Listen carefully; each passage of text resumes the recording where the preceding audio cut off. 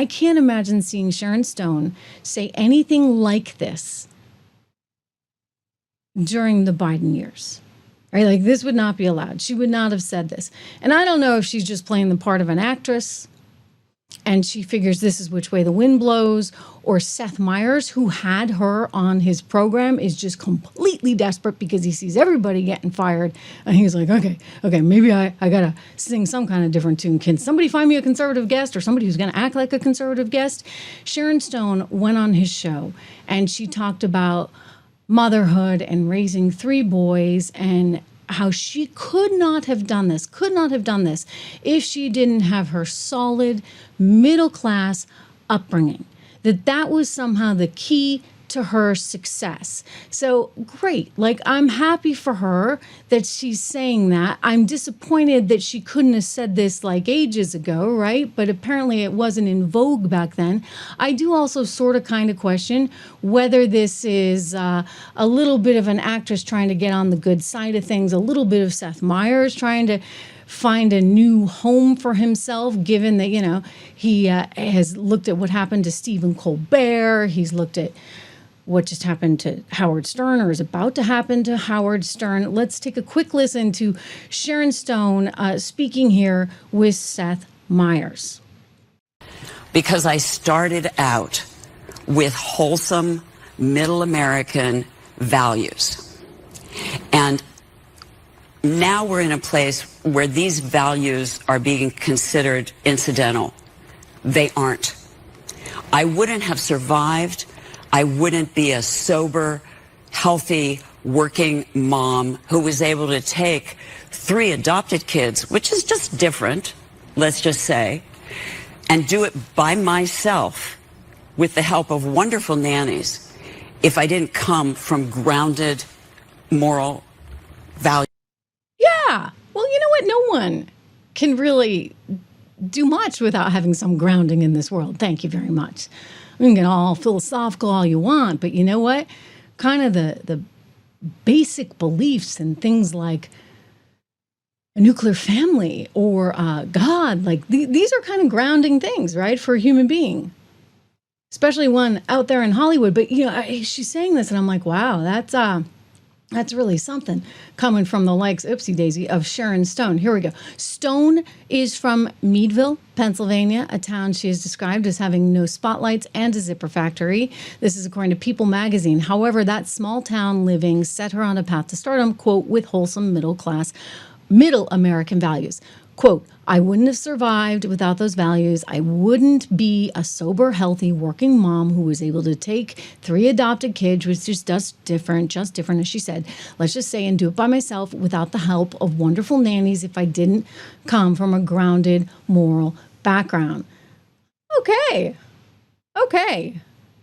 This is like the second actor from Hollywood to come out recently and put one of these liberal, nutty show hosts in their place. I do believe Arnold Schwarzenegger kind of said something similar, at least sort of MAGA inspired, although Arnold was speaking on The View about immigration. Take a peek. You are an immigrant. You're an immigrant in this country. Yeah. Did you have a visceral reaction to what they're doing, what ICE is doing, when you see the videos of it? Well, I tell you, you said that the immigrant, I'm so proud and happy that I was embraced by the American people like that. I mean, imagine I came over here with the age of 21, with absolutely nothing. And then to create a career like that. I mean, in no other country in the world could you do that. Yeah. Every single thing, if it's my bodybuilding career, if it's my acting career, becoming governor, the beautiful family that I've created, all of this is because of America. That's true. And so this is why I'm so happy to see firsthand that this is the greatest country in the world, and this is the land of opportunity. And I think because I'm such a proud American and a proud immigrant that came to America, I was asked to do on July 4th, a big speech, the keynote speech at Mount Vernon. Oh. Where George Washington was laid to rest, and where he lived and all that, to celebrate the 250th anniversary of America, the existence of America. And I will be doing the speech there. They asked me because I'm an immigrant, and there will be 7,000 some people there, and there will be people that will be sworn in and will become citizens that day. That's great. So it's really a great, great celebration. And this is what this is all about, is to celebrate people becoming Americans and coming to America and all that. And so I just think the world of the great kind of a history that we have with immigrants in America. But the key thing also is at the same time that we got to do things legal.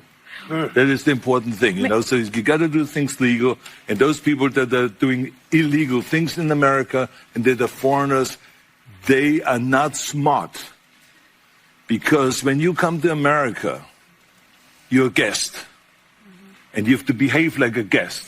Like when I go to someone's house and I'm a guest, then I will do everything I can, keep things clean, and to make my bed and to do everything that is the right thing to do, rather than committing a crime or being abusive or something like that. So that doesn't really work in this country. So I think the important thing is when you become an immigrant, to think about, okay, I go to America because I want to use America for the great opportunities that America has in education, in jobs, creating a family, all of those kind of things.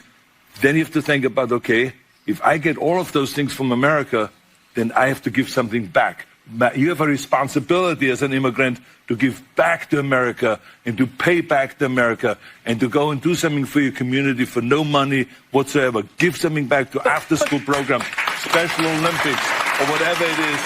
Make this country a better place. Arnold, don't forget. Isn't that awesome? I mean, think about that. It's so great that he actually came out and said that. And I think that people are feeling more freedom to speak up and sound wholesome and actually spout some of those good old American values that we used to always count on to get us where we are. Thanks so much to everybody for being here. It is great to, I know, I'm looking at your commentary. I know Arnold has kind of a sketchy history. So does Sharon Stone, for that matter. Okay. But, maybe they just know which way the wind blows. Maybe that's what's going on, or maybe there is a real sea shift and people are coming back to the center, and that's what I'm hoping for, right? Aren't you hoping for that as well?